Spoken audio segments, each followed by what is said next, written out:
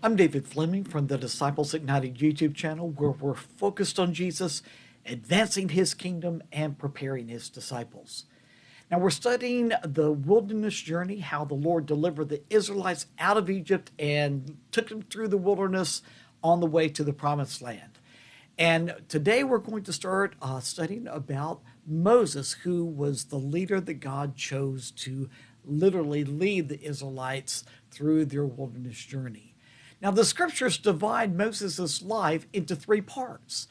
He has had his beginning years in Egypt, from the age 1 to he was 40 years old, approximately. Acts 7, 23 and 24 tells us, when Moses was 40 years old, he decided to visit his own people, the Israelites. He saw one of them being mistreated by an Egyptian, so he went to his defense and avenged him by killing the Egyptian.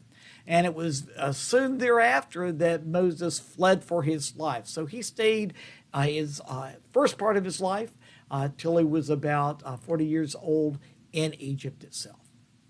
The second part of his life was where God literally started preparing him in the desert. And he was age 41 to about 40. Acts 7, 29 and 30 gives us insight into this. He fled to Midian, where he settled as a foreigner and had 2 sons.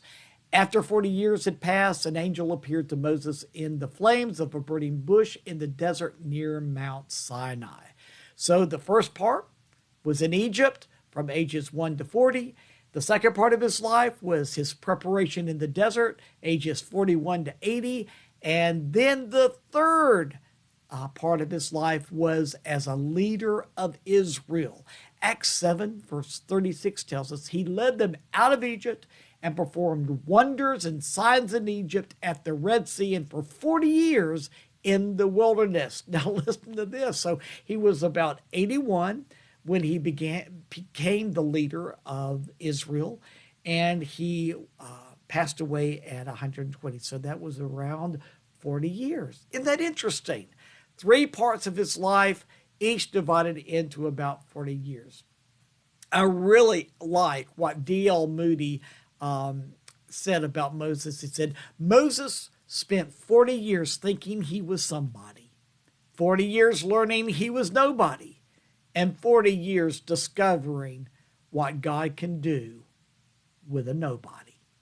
Isn't that great? That gives us hope. See, we're just like Moses. We're all have a lot of weaknesses. We all have things that need to be improved. But when he humbled himself, the Bible tells us that he was the most humble man upon the face of the earth. When he humbled himself, God raised him up and used him to become a mighty leader of the Israelites. Let's learn more about Moses in this wilderness journey. We'll see you tomorrow.